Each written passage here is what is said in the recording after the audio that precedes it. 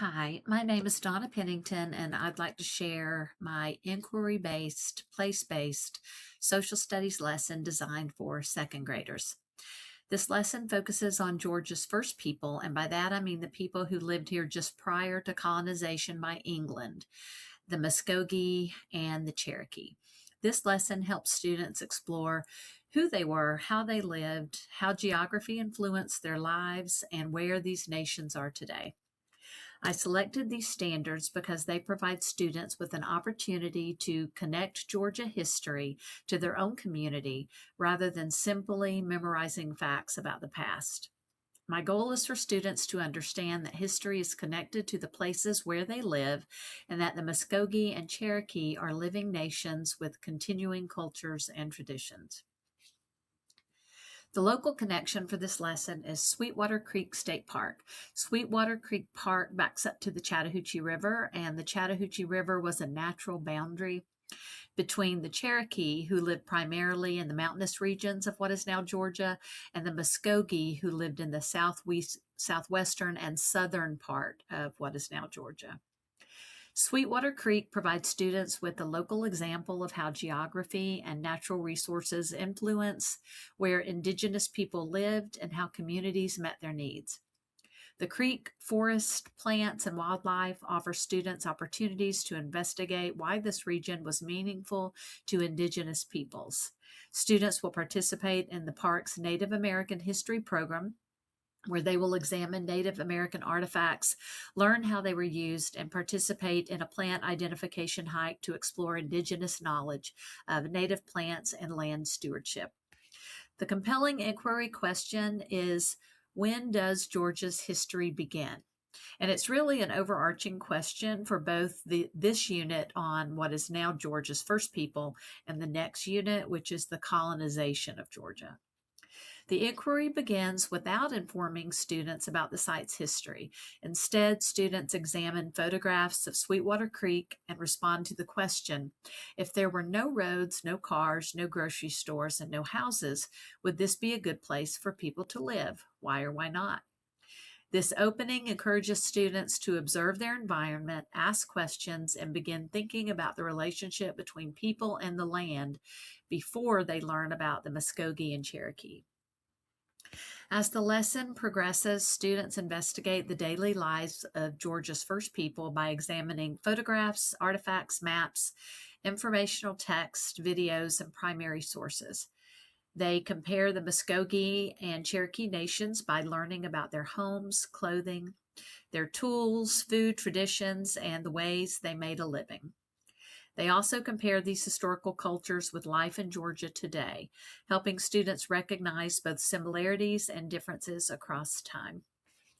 Once students have developed an understanding of life in the past, they begin investigating change over time. This is where we leave the standard floor, so to speak. They will analyze historical maps alongside current maps from the official Cherokee Nation and Muskogee Nation websites to examine how the locations of these nations changed following colonization and the removal of the nations from Georgia. So we're squeezing about 300 plus years of history into these two units, and we'll do the best we can. There are 4 primary source maps that I will display that show the shrinking land areas that belong to the Muskogee and Cherokee, over time, up until 1836, which is when the second Trail of Tears, the Cherokee Trail of Tears, occurred. There was a Creek Trail of Tears years prior to this. This is something new I learned through this process of building this lesson plan. I will use the observe question and reflect analysis tool for this, the observation of these maps, the primary source maps that we're going to use.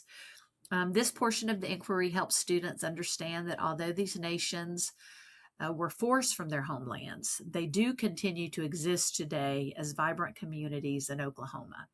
So I want students to understand that they weren't just people who lived long ago, that they're still here and part of, America today. Throughout the unit, students will participate in a collaborative caption that activity, beginning with the pictures of Sweetwater Creek Park. Students will be asked to write captions for these pictures, and these captions will reflect what students notice, wonder, and learn throughout the unit. And over the course of the unit, photographs, maps, and images related to the Muskogee and Cherokee will be displayed on chart paper around the room. Additional visuals will be introduced throughout the inquiry as new concepts and questions emerge. Students will also have opportunities to suggest or add appropriate images, maps, or artifacts that they believe will deepen the class's understanding of the Muskogee and Cherokee people. Throughout the unit, students will revisit the displays to revise, clarify, and expand their thinking as they construct new understanding.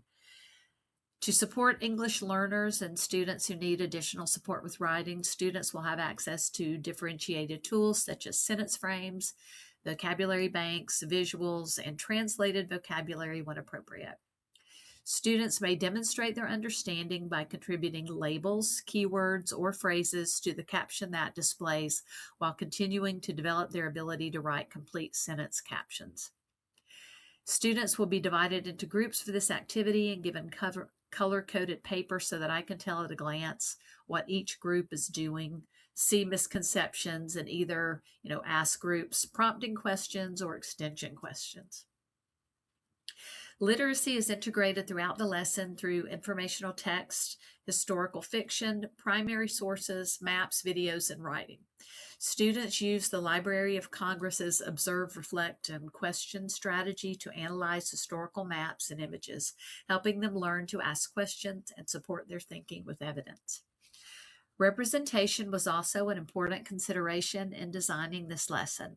I intentionally included resources created by or in partnership with Indigenous communities, including current maps from the official Cherokee Nation and Muskogee Nation websites, picture books by Cherokee author Tracy Sorrell, and videos featuring Native voices.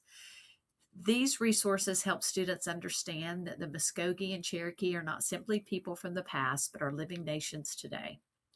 I did note that one thing my lesson did not have is a chance to interact with an Indigenous speaker.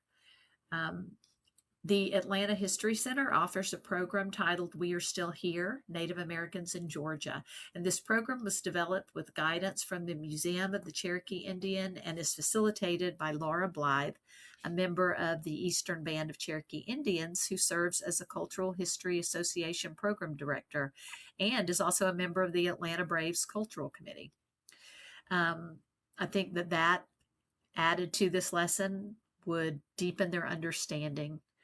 Overall, this lesson combines place-based education, inquiry, literacy, and representation to help students build an understanding of Georgia's first people. Rather than memorizing historical facts, students investigate evidence, ask questions, revise their thinking, and make meaningful connections between the past, the present, and the community where they live. Thank you for listening.